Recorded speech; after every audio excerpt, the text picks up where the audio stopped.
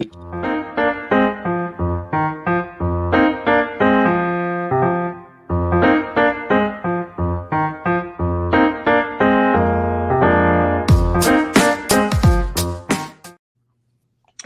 morning, everybody, and welcome to another episode of The Week That Was. My name is Saeed Khan, and not only has the weather been topsy-turvy here in the Metro Detroit area with days in the 70s and days in the 40s and days back into the 70s, but we've also had a full week that has had a similar roller coaster ride when it comes to the news. So let's go ahead and try to unpack how the last 7 days have gone with two of our troika of lawyers here, Bill Seikaly and Joel Sklar, public relations specialist Beverly Watts, pollster Ed Sarpolus, labor and community activist, and fresh back from a Jack White concert, Barb Ingalls.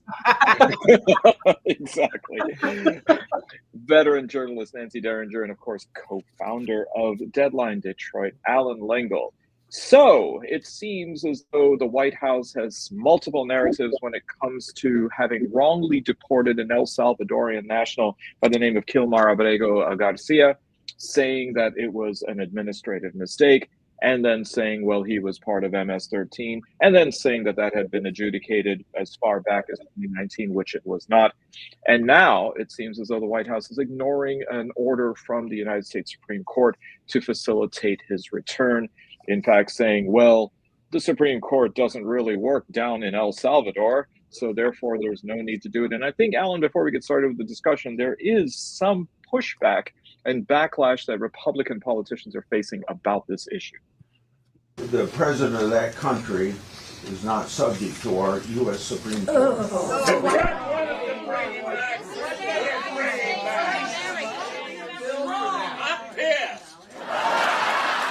The oldsters are turning on their own, like one of them just sat on the channel changer in the day room. Well, thanks, Barbara. Now we'll never know whether the fella bought a vowel. I was ready to solve the puzzle. I'm pissed. That was, of course, Senator Chuck Grassley of Iowa, who apparently is the only person alive who was there at the time of Keith Richards' birth. But perhaps assigning him the Constitution credit for at least having a town hall and being willing to absolutely and not being backed up by a couple of goons with tasers like Marjorie Taylor Greene. So we can give him that much. Yes, but you really are setting that limbo bar fairly far down there, Nancy, aren't you? Okay, so this idea about the executive branch ignoring a Supreme Court order from the judicial branch. Joel, Bill, are we at that constitutional crisis that people were claiming and now dreading would happen? We're inching ever closer if we're not there. You know, I mean, it's unbelievable to me that you can take an American citizen, ship them out to El Salvador and say, well, we're done. That was, again, for any one of us. I mean, now Trump wants to start getting rid of Americans and put them in foreign prisons. It's the Supreme Court's right. This is absurd. You got to bring them back. Their language wasn't that strong. It said facilitate, which I think is somewhat, generic, somewhat vague. But no, you can't do what he's done. I mean, it's absurd to everybody, even those on the right. And Trump is going to do what he chooses because he's an autocrat and a brutalist. So. We're inching ever closer to that constitutional crisis that everybody's waiting for. We're just getting closer to it. Okay, we are now joined with the third of our troika. Attorney Steve Fishman is here. Steve, we're talking about, of course, Kilmar Abrego Garcia, whom I do not believe is a U.S. citizen, just to make that distinction. That is agreeing. And yet he was picked up in the dragnet of people then being tossed out of the country, sent to essentially what is a concentration camp or detention facility in El Salvador. Bill, I got to ask your opinion or your take on this. The fact that Nayib Bukele, the president of El Salvador, has Palestinian heritage. So, and while you have head in hands, Steve, what do you think about what's going on? I don't blame Allan for everything that a Jewish person does that I disagree with. Almost. Well, actually, Bill, I think it was a Jewish reporter who broke the story about Nayib Bukele. No, never mind. what I think about is a lot of what Joel is saying. I mean, it's just further evidence of the absolute breakdown of the rule of law. I don't know that focusing on him particularly, or whether he's a good guy or he's not a good guy, or he's, I don't really think that means anything. I think what matters is what they're doing and who they're doing it to. When you start talking about deporting your own citizens, I can think of a couple guys I'd like to see deported. I'd like to see Trump put in that prison down there in El Salvador. And he could take Rubio and some other. Rubio would be perfect because he could translate for Trump, who has a hard time speaking even English. It'd be fun to see him with a shaved head, wouldn't it? Yeah, and in those undies that they put him all in. Briefs. Yeah. But I think that the Nancy, come on, it's still Good Friday. I mean, we don't need that imagery. Sorry, go ahead, Steve. Well, my understanding is the fact that Wayne County might be shipping 8 people down there via Trump. What? Oh wow! Seriously? Yes. There's talks going on of some really bad guys that they're looking to move out of the state. Yes. Okay. Well, Steve was still making his That are point. residents or citizens? Well, basically, that wasn't inferred, but there's 8 people that they're talking about they're removing and taking advantage of Trump's offers. Huh. Removing. I've heard Ed, I've heard from my sources that there is actually people here from a Mauritanian alleged sex trafficking ring. I don't know if the plan is to go ahead and send them to El Salvador, and I don't understand why this is sort of the holding place. Why not just simply take them back to country of destination? Steve. I did see something early this morning, and hopefully you guys saw this as well. The Fourth Circuit Court of Appeals really wrote it. That's a hell of an opinion. I read that. Oh, Bill's got it. 7 pages of it. And I'm not going to use the word gratuitously, but they added things in there that they didn't need to do. They could have issued that as an order that was 2 sentences, but they went to great pains. And the Fourth Circuit is not exactly the height of liberalism, just so everybody knows that. And the chief judge who wrote it is not. Right. And they went to great pains to say this is horseshit, basically. And 7 pages worth of it. I think that stuff is helping. All that stuff is helping. Well, the best thing I saw yesterday was the fact that Van Hollen, senator, actually was having drinks with Garcia in a hotel. So it doesn't mean you can't get him out of the prison. They were sharing drinks. Actually, did you hear about this? The drinks, besides the water, the drinks were a setup by the president's goons. Yes. Because they said that they brought over to the table 2 empty glasses that they had rimmed with salt and put a cherry in the bottom of each one and put them down next to them to bolster the lie that they were sitting there sipping on daiquiris while they were having really a resort down there. I just want to say one thing, and this is something that did not get a lot of attention during the campaign, and it was something that J.D. Vance said, and I if you gave me a few minutes, I could probably dig it up, but he said before the election, he said the Supreme Court, or something about if we're worried about the Supreme Court, I would say go ahead and rule whatever you like, but then let them try to enforce it. Essentially, he's saying outright, we're going to defy court orders. And it's, I think it was a lot of things, it was seen as something crazy that nobody believed would ever happen. Well, guess what? So, just very briefly, I disagree with Joel. We are not inching closer to a constitutional crisis. We are there. So, but the polling, Ed and Beverly, the polling seems to show, at least from what I've just seen. I mean, I'm certainly not a pollster. That the public is very, very, very much opposed to court orders. Am I right about that? Yes, it's growing even more stronger. Yes, it is, because you're seeing it amongst Cubans, other people, MAGA people.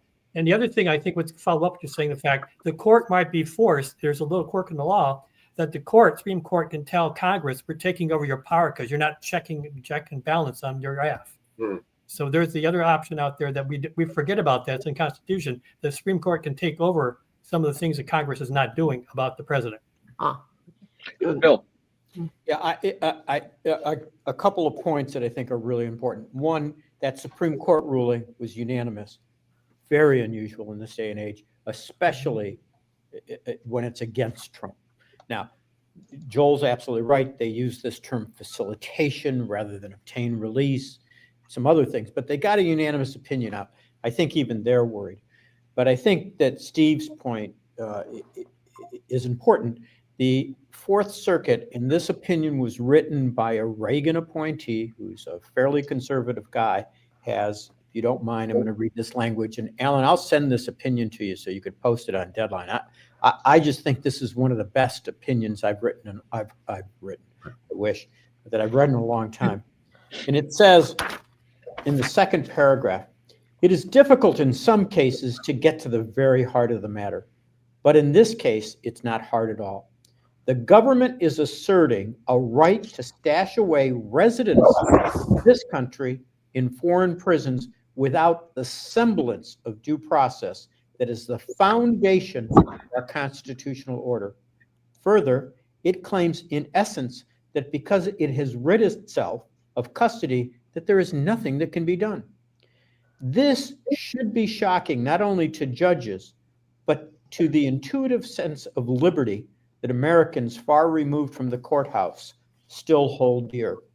I think that it goes on to talk about the constitutional crisis and whether we're there or not there. It's a little too long to read, but I really recommend the reading of this to everybody. There is a problem with enforcement.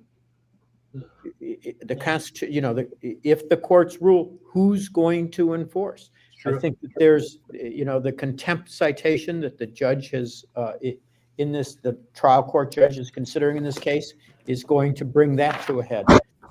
But as Steve has said many times in this case, you let things go through the court, you're much more likely to get a better decision. I do think that the crisis is going to be in enforcement of these, because look, I want to say two other things very quickly. One, I think that too many people are trying to focus this issue, falling into Trump's trick, on the issue of, is this an MS-13 gang member or not? It's not the issue. Right. The issue is whether he was given any due process at all, one, and two, there was an order in place prohibiting him from being deported. Yes. And that was simply ignored, an administrative mistake by the court. So I think every time we talk about this, we've got to structure the argument in a better way than the Trump people want to structure it. Right. We got to talk about, look, you let due process get thrown out the window for this guy. I didn't object when they came for the socialists because I wasn't a socialist. I think that's important. And the other issue is the incredible hypocrisy it would take for this Supreme Court to rule in favor of what Trump's doing. They just took the appeal on the birthright citizenship stuff. Yeah, there is no issue clearer. You might make an argument that they couldn't have meant what they said when they wrote so clear and unambiguous. But it is so clear and unambiguous in the Constitution. Any person born, it could be more clear. I can't believe the Supreme Court is. I can't believe they took it up, but I can't believe they're gonna. It's got to be 9-0. Even on this one, it's got to be a unanimous decision because this is absurd. Quickly on that point, you're so innocent. It's so. In conversations I've had, this focus groups we was in, and that's the fear. I mean, Bill hit it spot on, because it's not about the issue of whether he is a criminal or not, or gang member. It can happen to any of us, even any of us, especially minorities are fearful that this could come, and who can enforce this? Who can stop him from sending someone, if you're out of the country, vacationing, whatever? I know people who are canceling their trips. Mm-hmm. They're fearful. They will not even go outside of this country. And they are American citizens, because they are afraid some little technicality or something can happen where he has made, a deal or relationship with that president or head of state or country over there. And then the Supreme Court can say just what they're doing right now, but no one can make them bring you back home. Where you have no right to a lawyer. Right, and you'll have no 8th Amendment right to cruel and punishment. God knows what's happening. That's El Salvador prison. It is terrifying. It should be terrifying to all of us if this is even happening. I just can't. I never could envision this. Alan, I was going to say, and this may sound a little trite at this point, but I mean, I grew up, my parents are Holocaust survivors. My whole life, I wondered, how did that happen in Germany?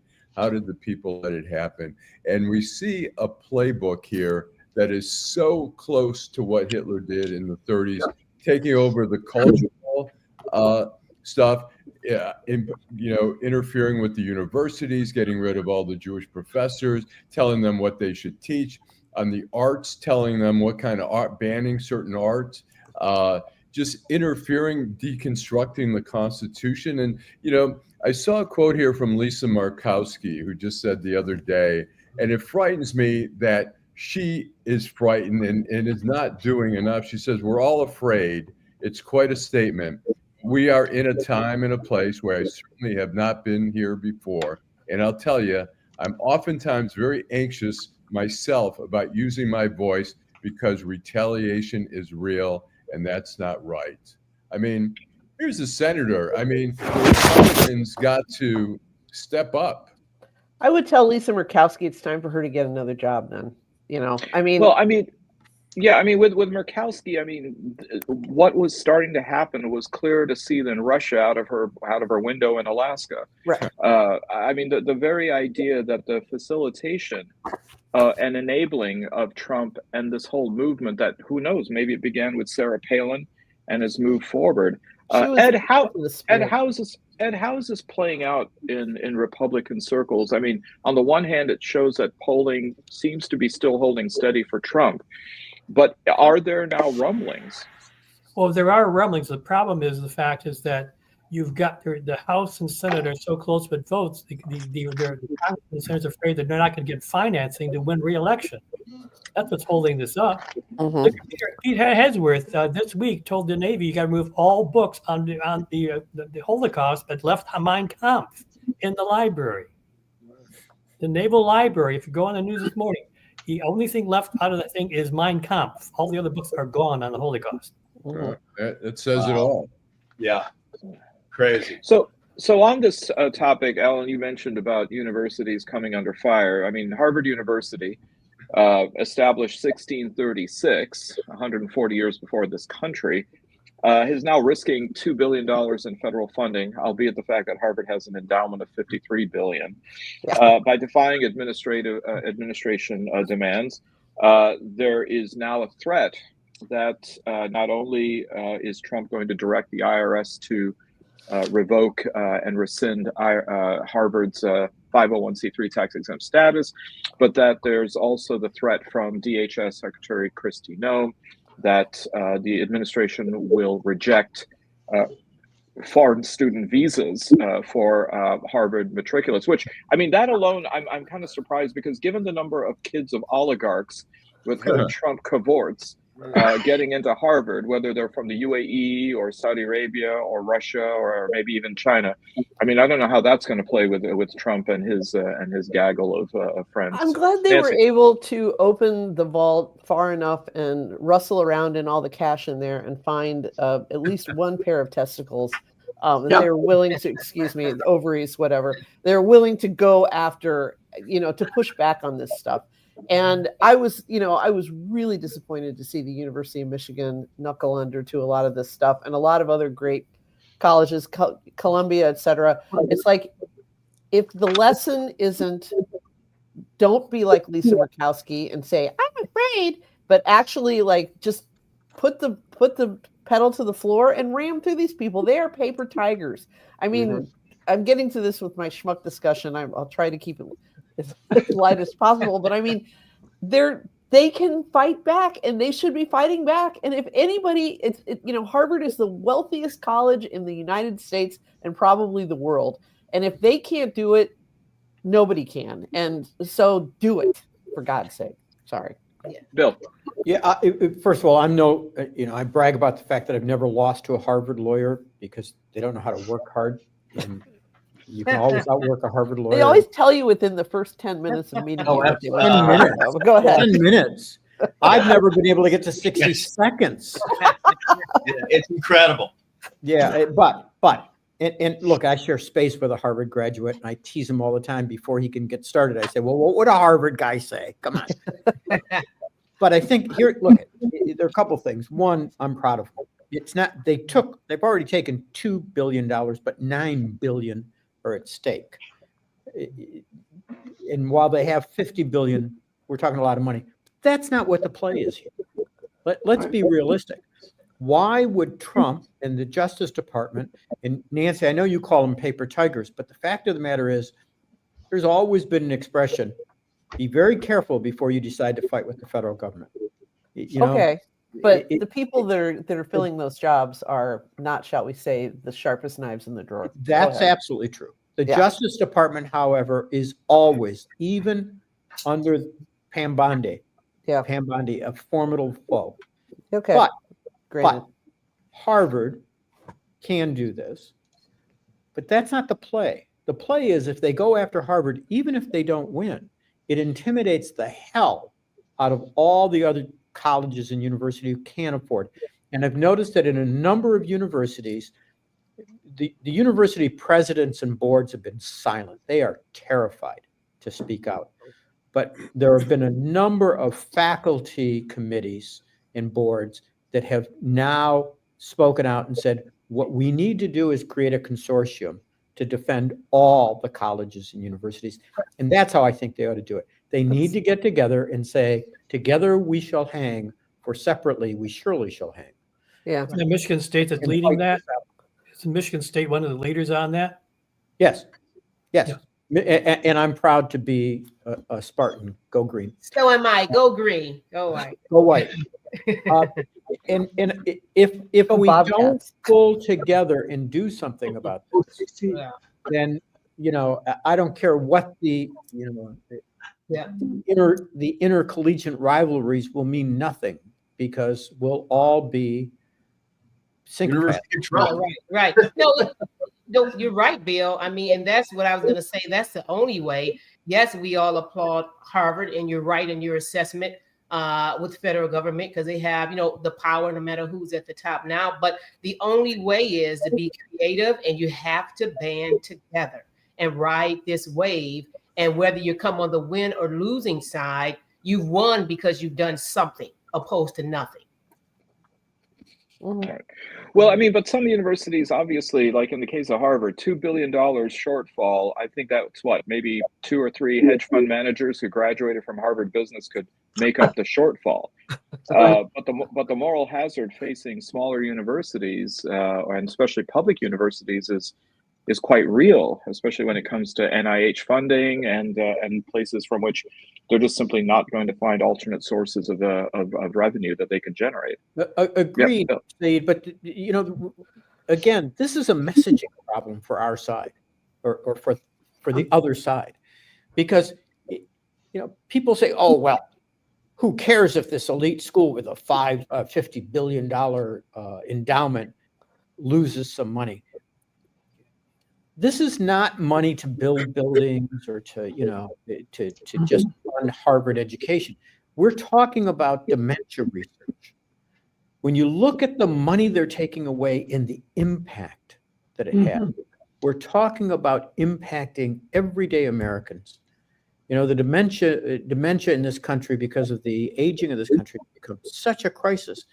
And that's one of the biggest pieces of funding that they've taken away from Harvard, is their dementia funding. How ironic that's being done by a demented king. But go ahead. If that's right, because God knows Trump is cognitively intact, and if you believe that, we don't.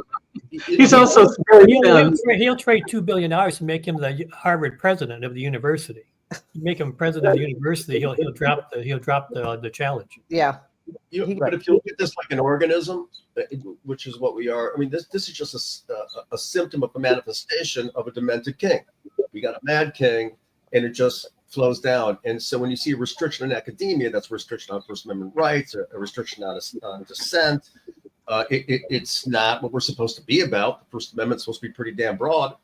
So it's just, again, this is, we're manifesting the symptomology of a really sick nation. because we're led by a very sick man who has got about him very, sycophants and very willing enablers. And I just see it as a manifestation of a symptom that's an infection that isn't going to go away, and we have to excise it. How, God only knows.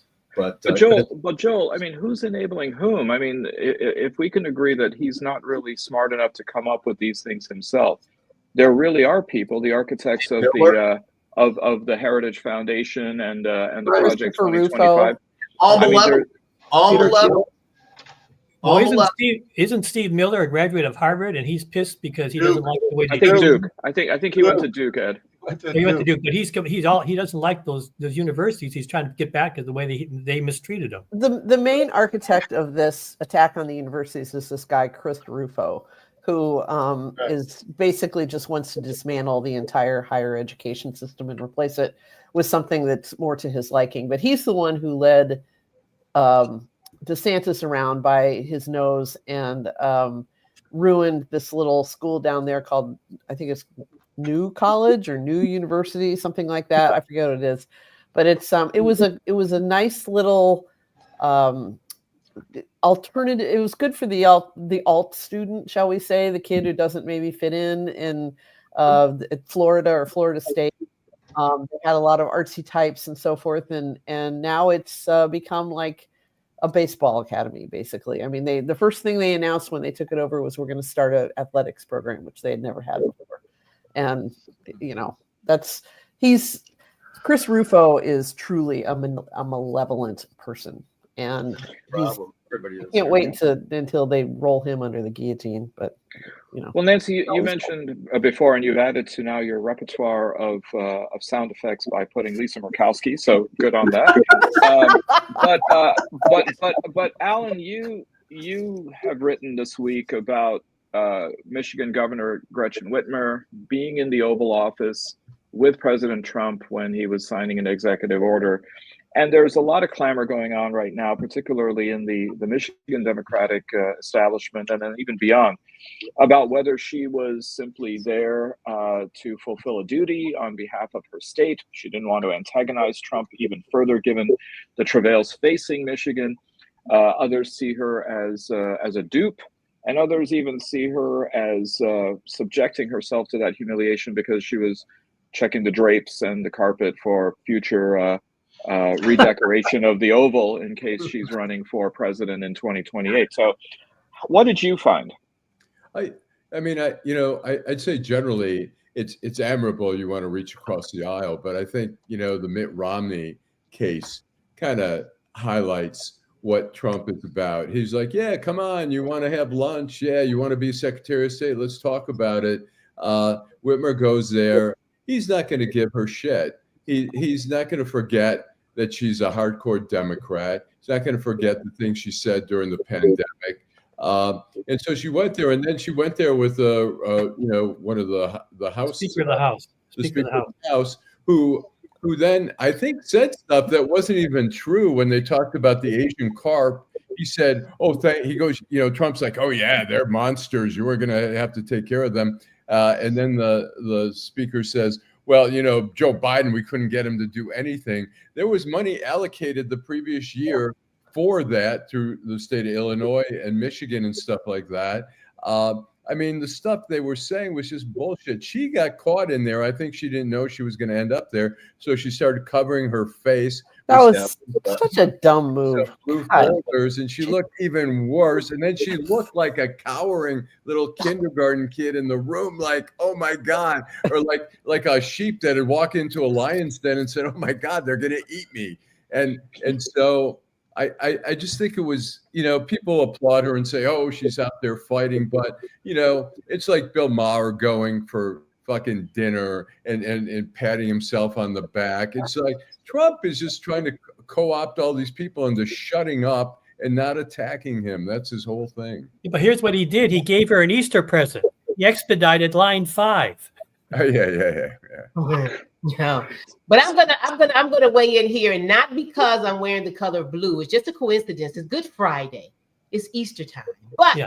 I do agree with some of the things, Allan, you said. But I'd like to think I'm going to give the governor definitely the benefit of the doubt. I've always, like you said, no matter what or no matter who, you cannot reach across that aisle outside of the House looking through the window. Now, having said that, I believe, and I give her credit for going there in all ways, because when she took the oath to be the governor for the state of Michigan, it wasn't, who's red or who's blue in the White House. She was going to keep that. And so I admire her for still going there, still trying to do what she can, push those initiatives. Of course, everyone knows what you're dealing with, but my opinion is I don't see what occurred as her being duped, because you just don't know. You just don't know what you're dealing with right now, but you have to just try. So I applaud her, and I hope she continues to keep going if it's going to push the needle even a bit for the things that would help Michigan residents. Politically, she doesn't have a good handler. Most issues, she doesn't have a good handler to get through crises like this. Here's another case. Even with that, Ed, you're probably right, but her approval rating says different. So even going into her last year, in maintaining an approval rating like she has, and it has not been easy. And so I'd say I agree with everyone, but yeah, I still applaud it, and things don't go always right, but at least she was on the inside and she's still trying. And I'm going to leave it at that. And not because I'm wearing a blue shirt. Look, I don't want to disagree with Beverly, because she has said twice tonight or today that I'm right. So I want to be on her side on this.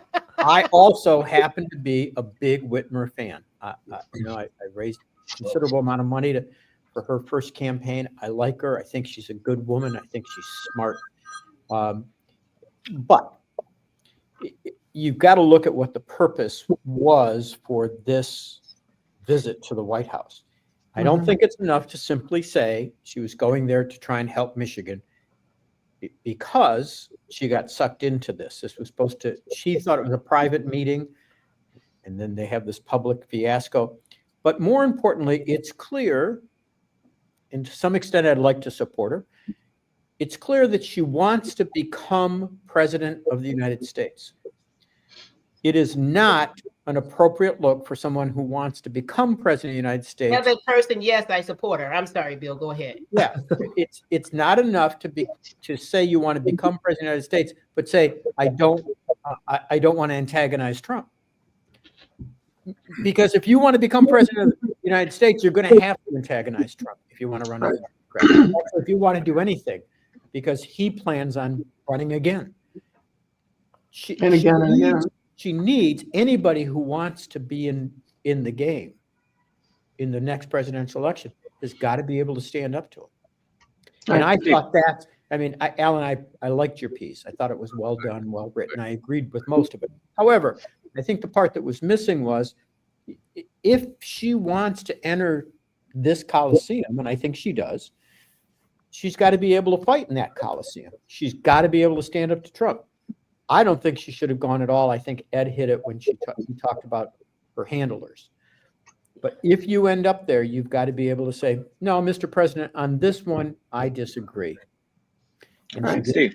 But on that point, real quick, I know you go to Barb, but I don't think you can say that she has to learn to stand up to him, because I think that, in my opinion, I think she really proved she stood up with him, during the pandemic, because he was former when he had his. But I will debate that. But I think for me and Olive, she did show that she stood up on his last term.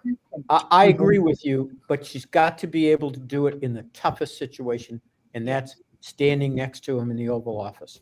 Right. Steve. If you want to play with the big folks, that's what you got to be able to do, right in front of them. I had been a big supporter of hers. I'd had lunch with her back before when she was first running the first time. I'm not giving her the benefit of the doubt, and I think it was one of the most ridiculous things you could ever do. And I'm astounded. If you guys say she hasn't lost anything in the polls, that amazes me, because she sure lost me and a lot of people that I know. And here's my real reason. All this conversation about what she should do when she's forgetting who she's dealing with. You're not dealing with some regular person. It's not like going to see Ronald Reagan or George Bush, either George Bush. You're going to see a professional fucking criminal who's got everything set up the way any criminal would do it. For her to have thought, and maybe Ed's right that she does the advisors or whatever, but for her to have thought this would be a normal conversation between her and Trump, and just the two of them would sit there and talk, She's just completely, she never saw The Apprentice or read the book. This guy is not living a normal presidency. This is not normal. And for her to not know that before she went there and get trapped and going like this, that is insane. That's just something that Can I just say, I'm president of the Steve Fishman fan club, and he's a criminal speeches which he makes so often because we tend to forget it are my favorite thing. That's like Pops and Pops. He was good on TV as well. All right, Barb. You know, the state of Michigan, northern Michigan, is still completely devastated by those ice storms. I mean, it is bad up there. There are people up there that still don't have electricity.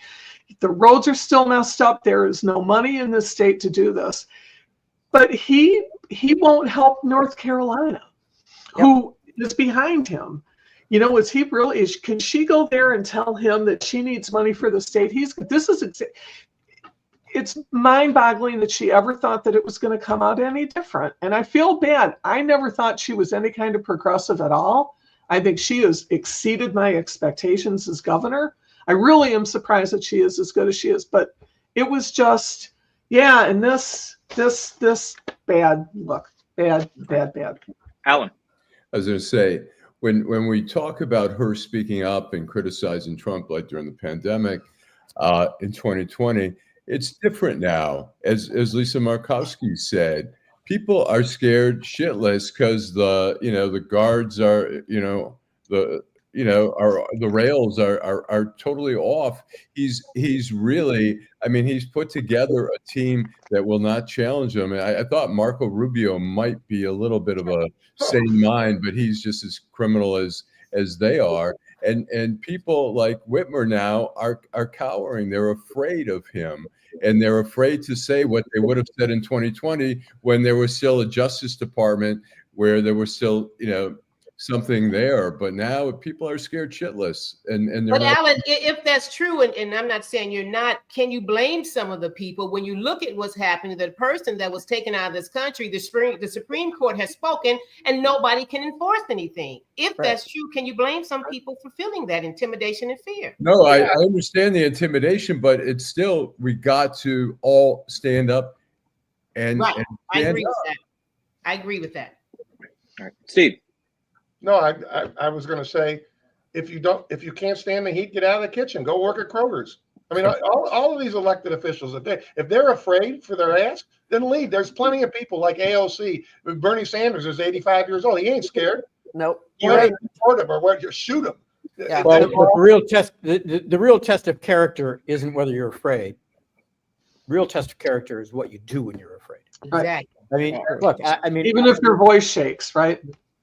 Right. Your voice. And that's why I want to encourage.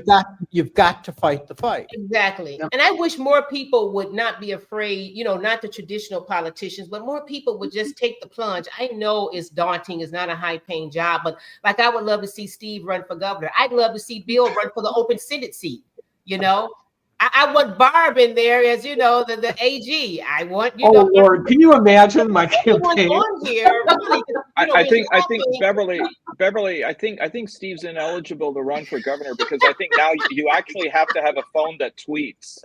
So, I know, but when I say this, when I look at this and look at everyone on this panel week to week, very highly intelligent, very passionate, knows our democracy, believe in that. But the good people will not throw their hat in the ringer, and I get it. But I wish it would change the trajectory of the people who. But are I think you're seeing a lot more. Mallory McMorrow. I think you're seeing a lot of people now that are willing to do it. But Steve, we want to see you. We want to see you, Steve. Steve, I will give up this rather lucrative position as hosting the show to be your campaign manager. And I will manage your fax machine. Steve, Beverly, I told you I didn't want to disagree with you, but I like Steve too much to urge him to run for governor. I just want to mention conservative New York Times columnist David Brooks calls for national civic uprising to defeat Trumpism, complete with mass rallies, strikes. So General I'm strike. adding this to my I list agree. of things I never thought I'd see. The Republican Party cozying up to the Republican or to the Russians, Israel on the brink of being a pariah state, and David Brooks going Antifa. Okay. Well, but David Brooks's idea of mobilization, I mean, is probably at the same speed as a 15-year-old basset hound. Yeah. So I don't really see that. I don't really see that happening. But Steve, you mentioned Mallory McMorrow running for Senate. There's also, of course, Abdul El-Sayed has announced he's going to be running for Senate. On the Republican side, Mike Rogers has announced this. And you also mentioned Bernie Sanders. I mean, Bernie Sanders had a bit of a foible at one of his rallies with a Free Palestine flag and the treatment of the protesters being arrested there, or at least being removed. He gave his endorsement for El-Sayed, I mean, almost seconds after El-Sayed announced his announcement. Do you think that Bernie being associated with El-Sayed is going to run into some issues here in Michigan when it comes to support from Muslims and Arabs? We Steve. got to ask Ed and Beverly. That's way beyond my ken. Well, very quickly on the race for U.S. Senate right now, there's a big blood battle going between Haley Stevens and Mike Morrow. Number two, there's a lot of version of Joe Soros money out there spending $25,000 a month for a PR firm to help McMurrow nationally. The National Democrats and Michigan Democrats don't want McMurrow. Polling shows she was very bad for the ticket. They want Haley Stevens because if you're more like Lisa Slotkin, much more middle of the ground on issues, and that's who they're pushing.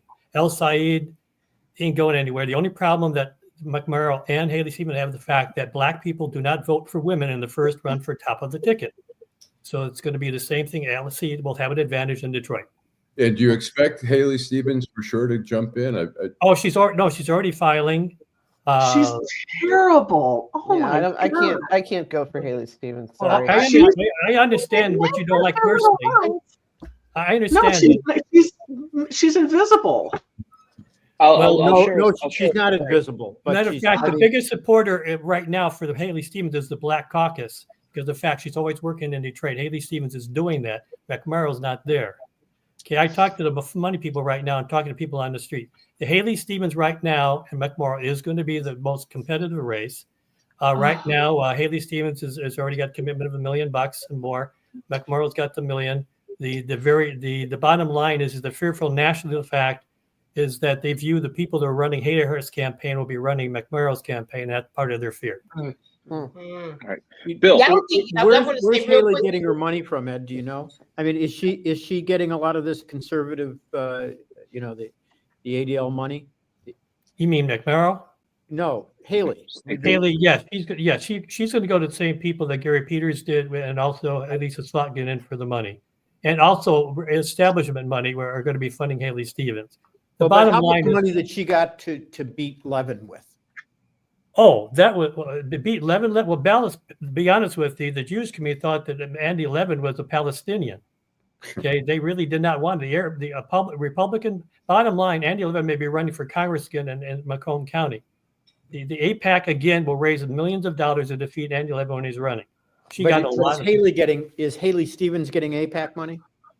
Not right now. Not at this phase. Not at this phase. But she will. I will tell you that there are a lot of people fairly high up in the Democratic Party, and I won't turn any of them out, who are terrified that Haley Stevens would get the nomination because they think that Mike Rogers would be likely to beat her. And there are a lot of people fairly high up in the Democratic Party still looking for candidates. I know the Rivet in Saginaw is being courted. She'd have no shot. She'd have no shot. Right now, what you're finding is Mike Rogers. Trump wants Tudor Dixon to run for U.S. Senate. Michael Cox is pissed because nobody wants him to run for governor. He jumped in. Betsy DeVos is the one that's funding John James. That's why he got back into the race.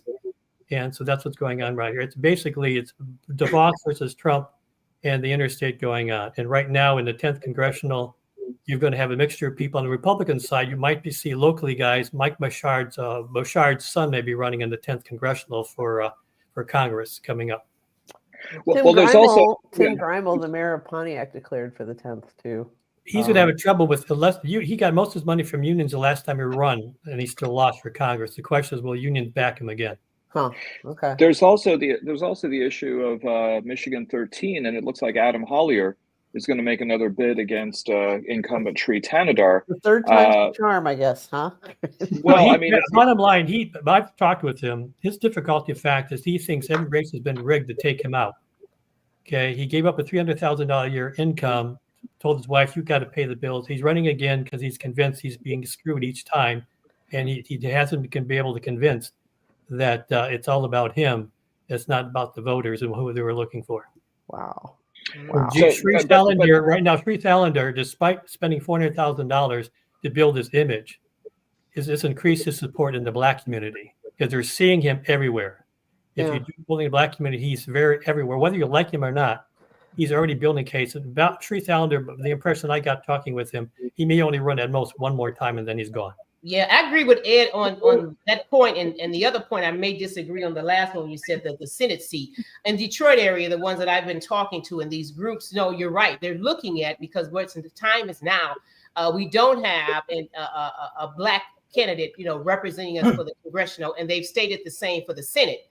I don't think the gentleman you named, he does not have a lock on Detroiters. I've heard no one mention his name at all, and I don't think they're going to do it.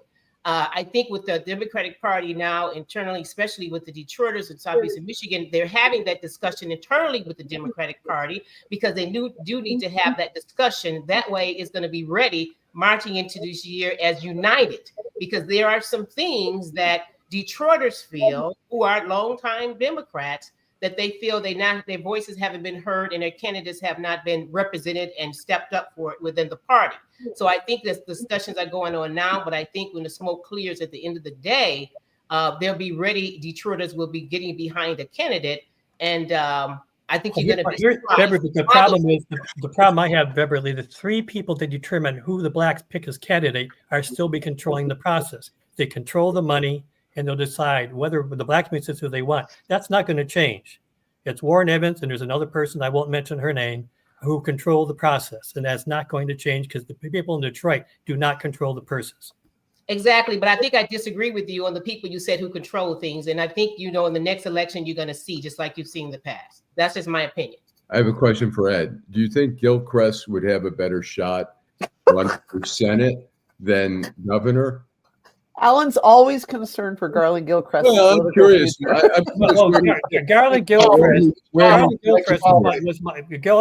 was my client when he ran for city clerk. His difficulty is going to be him. He still hasn't demonstrated what he's all about. Okay, that also showed up in the Black community when I've done polling about him in the Black community. He has to decide. He's another John Cherry. You got to decide, breaking away from the governor in this case, and to show what you're all about. If he doesn't do that, he's not going to go anywhere, whether it's for U.S. Senate or for governor. He has yet to break away and establish himself statewide or in the city of Detroit. That's his difficulty. He didn't do it before he became lieutenant governor. I mean, he's never really established who he is. I happen to like Gilchrist. Oh, he was my client. He was a great guy. We're working with him, but until you break away, establish who you are, he's not going to get the money he's hoping for. He'll get his $1 million. And I agree with you, Ed, but it's not just a question of breaking away and establishing who you are. He has never created an independent identity for who he is politically. Right. When he was running for clerk or any other place, he's never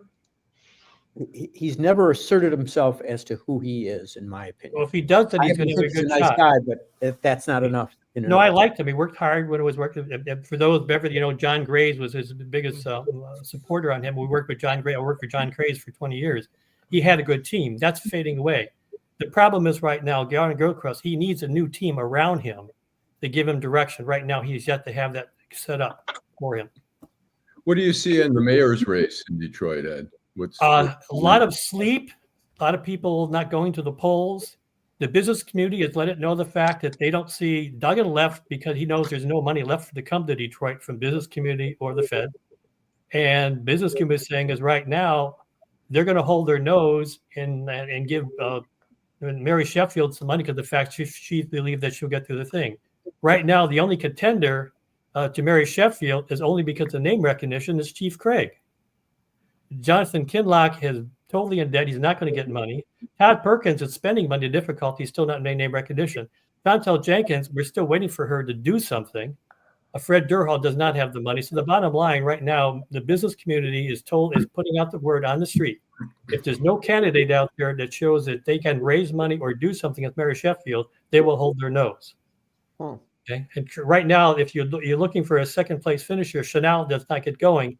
It will probably be Craig getting it through the primary with Mayor Sheffield. Todd Perkins has a chance, but Chantel's got to get going. Right now, nobody's bought any media time other than Mayor Sheffield and Todd Perkins. Right. Well, hopefully things will perk up on May 22nd. That's their first debate, with all the candidates, May 22nd, WC3. So hopefully, that'll start some things. But the problem is that, but you got 30 days to find money to. I know what the problem is. It's always going to take money and people. And I disagree with you again. I do not think that James Craig will be one of the two. But time will tell come August. I'm saying if the other guys don't do anything, he's number two.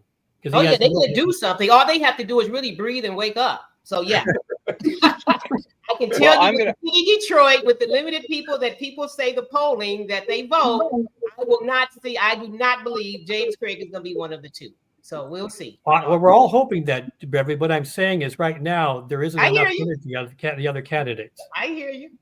Well, I'm going to do my part by endorsing Todd Perkins. There's a billboard on the lodge right by the Davison, and I'm going to climb it with a can of spray paint and put occasional the week that was panelist, and let's see what that does. Well, make sure he doesn't get elected, huh? Oh, wow. And on Good Friday, Bill. Okay, last thing. It looks like the tariff wars, of course, are intensifying when China has just announced that it is suspending deliveries on Boeing aircraft that it had gone ahead and already ordered, as well as canceling orders that it has. The two main production facility places in the United States for Boeing commercial aircraft are, of course, its headquarters at Everett, Washington, but also in North Charleston, South Carolina. This is going to have a pretty devastating impact on is it the Palmetto State? I think so, yeah. And Trump apparently is furious that the two Air Force Ones that he ordered in the showroom back in his first term are still not ready for him.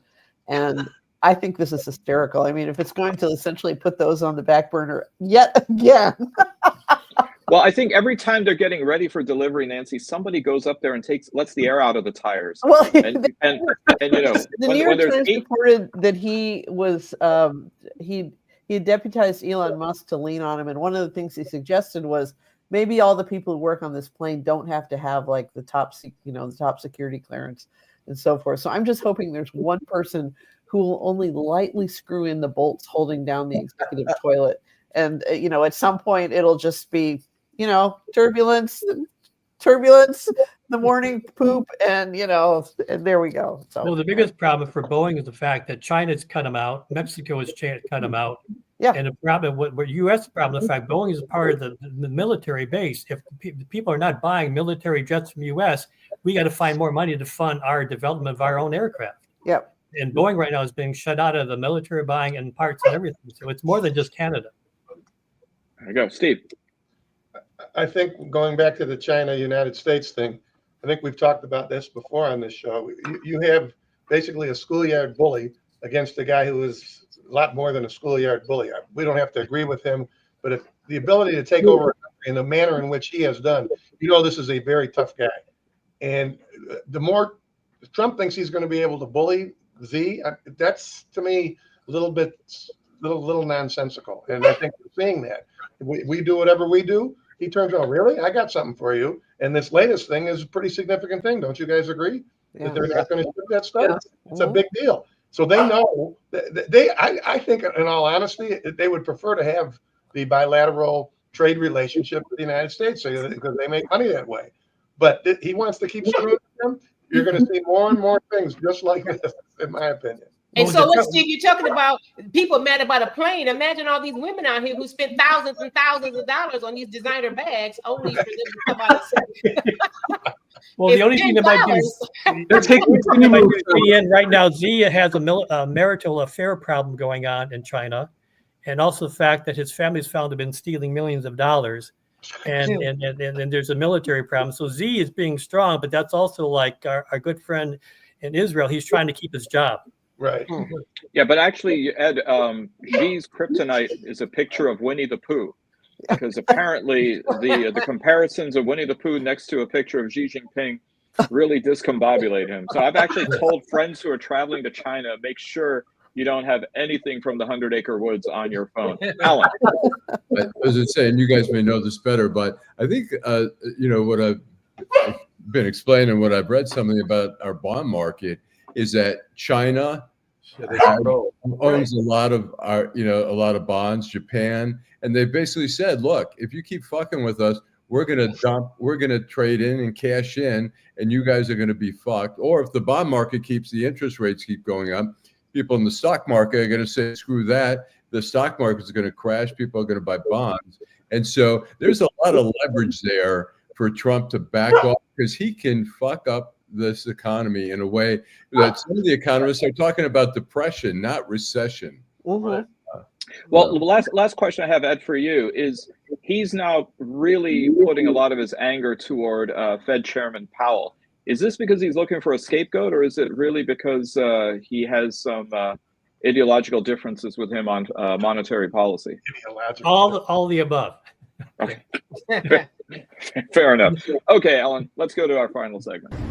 Downtown Detroit, Robert Wells, Schmuck of the Week. All right. I know that there is no dearth of these. Nancy is laughing already. So, Nancy, we'll just go to you. Okay. I noticed over the last few weeks that people have been doubling up on their schmuck. So I kind of have a two-banger here.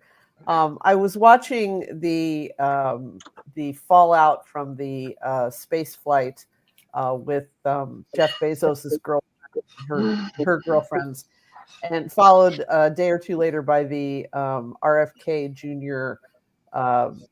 Press conference about the autism rates and promising that they're going to find the cause of autism by the end of the summer. And a tiny glimmer of hope fluttered in my blackened soul that maybe our future lies in the fact that these people are so terrible at what they do.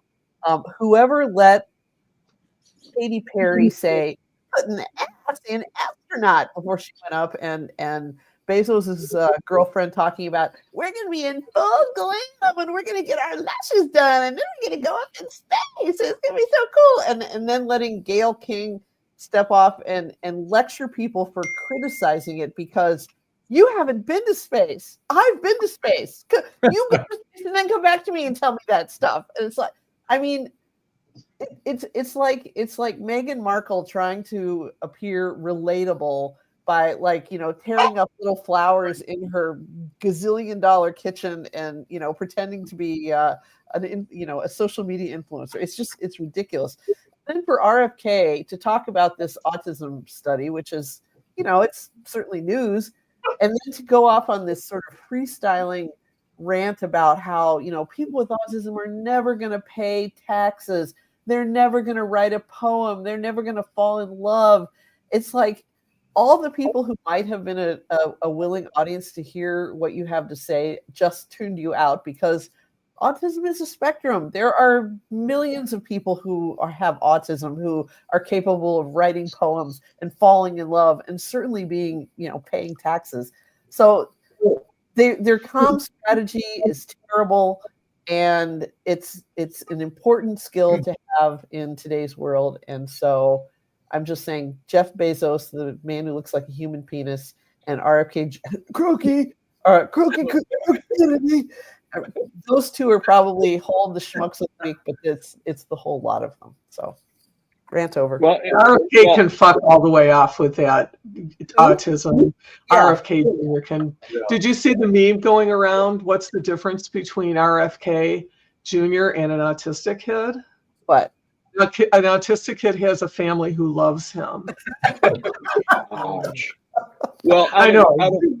Out of all of the rather superficial people who went up on the Blue Origin, those who are billionaire adjacents like Lauren Sanchez and Gayle King with Oprah, a shout out to Aisha Bao from the Michigan region. Went to Washington Community College. Went to U of M.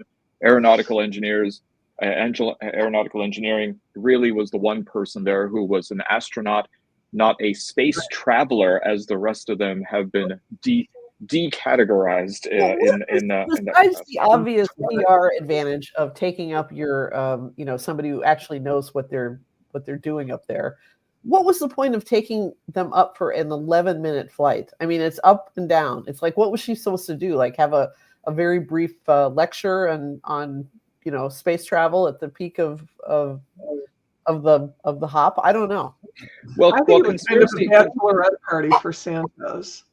Well, conspiracy theorists are now wondering if it actually went up, because they're comparing Katy Perry's hair, which was rather kind of down, compared to the astronaut who was up at the International Space Station for months, whose hair looked like Don King or the Bride of Frankenstein. Spoken by a man who's never used Final Net hairspray. When you put that shit on, man, it stays.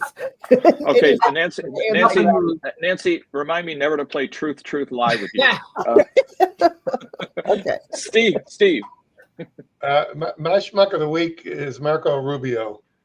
He's kind of my schmuck of the year too, because as we've said many times on this program, we actually thought maybe the guy had some cojones left and would actually speak out about stuff. But what he announced today was that they're ready to move on regarding peace talks in the Russian-Ukraine war. After all, according to Trump, he claimed he would resolve it in the first 24 hours, I think it was, of his presidency. And all of a sudden, Rubio is pretending like he's shocked that it's not so simple. You're dealing with a dictator on the one hand and a democracy on the other hand. And there's kind of a lot of things that would go on, but they're going to, quote, move on.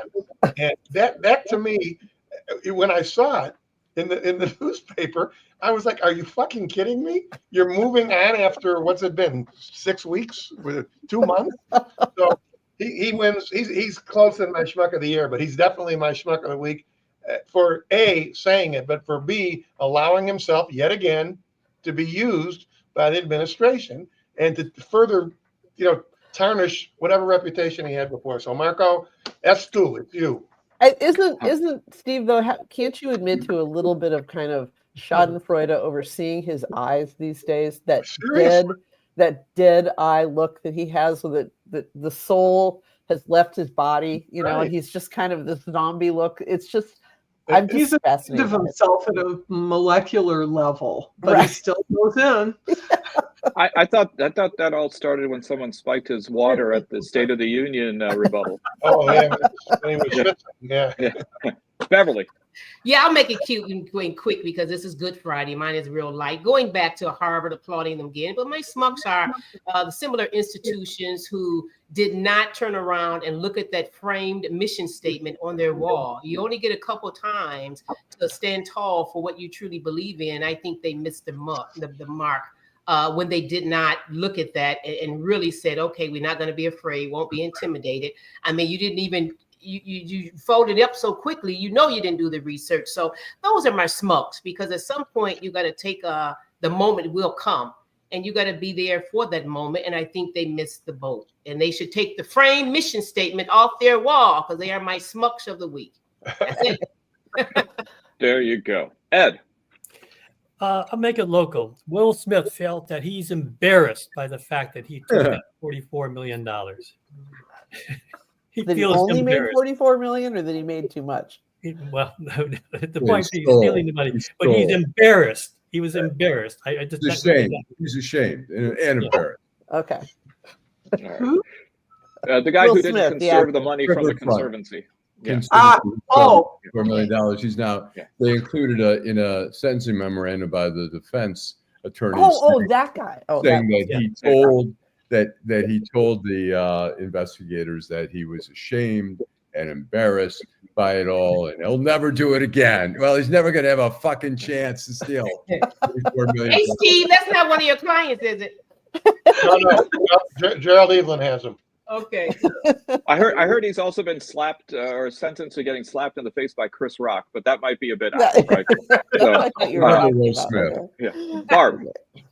Marjorie Taylor Greene, such a loathsome piece of shit, had her town hall, and I guess no one was able to take over her town hall like they had, like Chuck Grassley, where they were completely shouted down, because she had the protesters tased and dragged out of the building while she brayed I mean, her voice is so awful, but she also for what she has been saying about NPR and PBS, that they are grooming children to be transgender. Oh, And I don't understand how that woman is entirely obsessed with rape and sex and transgenderism at all times. It's like she's either holding up a picture of Hunter Biden's junk, or she's accusing the Cookie Monster of making kids transgender, or using like a little portable penis to shock people to get them out of their room. She's such a disgrace to all women and to this country. So Marjorie Taylor Greene is my schmuck this week. Do you think, Barb, maybe the obsession is sort of kind of a diversion from the fact that she had an affair with a polyamorous tantric sex guru for many years at her gym? I think it's important to answer Barb's question about why she's like this. Shakespeare said it best. She does protest too loudly. Yes, that's right. You wouldn't be the really first person to wonder if she really is a woman. I protest. Well, Bill, now that you've restored the highbrow nature of this show, why don't you go next? Actually, it's silly because mine is also Marjorie Taylor Greene, but for a slightly different reason. I was going to write a little piece for Allan and Deadline on this issue. It is seldom that I can agree with anything Marjorie Taylor Greene says, but she issued this statement regarding the town hall she had. Quote, "There's no reason for screaming, yelling, and ridiculous outrage protesting that disrupts the event for every single person that is there," Greene said, adding that, quote, "handle their business in the voting booth." And then she likens what happened to her. She says, "I've had more death threats in Congress than anyone else here, even more than Speaker Johnson. We just saw Governor Shapiro's mansion attacked with arson. This shouldn't be the way any elected leader, no matter what political party they represent, is treated." Now, I want to point something out. Marjorie Taylor Greene is the person who famously yelled liar during the State of the Union to President Obama. She is the same person that has repeatedly endorsed on Facebook posts violence against Democrats. She is the hypocrite of our lifetime. She stands up and says, "Oh, elected officials can't be treated this way," when that's exactly how she has treated elected officials ever since she's been in the town square. She's the hypocrite in chief. And for that reason, she's my schmuck of the lifetime. Yep. Wow. Is that the only time a Republican has brought up what happened to Josh Shapiro, by the way? No. Because there's been total silence, it seems. A number of them have said, "Oh, this is terrible," but they're crocodile tears. They're bullshit. Yeah.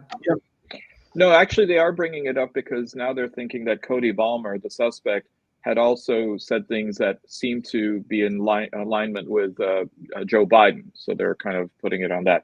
But tag teaming Marjorie Taylor Greene, you two, I mean, said none of her paramours ever. Joel. I'm going to go with two. I'm going to go with, again, RFK Jr. For saying that autism is a contagion, essentially an epidemic, which it's not. Asking why there are no older people with autism, and there are plenty. His promise to get to the bottom of autism by September is an impossibility, and it's a bias. He's already come to the conclusion, and he'll let us know in September. The failure to recognize that the reason that there's more autism diagnosis because we're more ready to do so. We know more parameters. People have been misdiagnosed for decades who've had autism.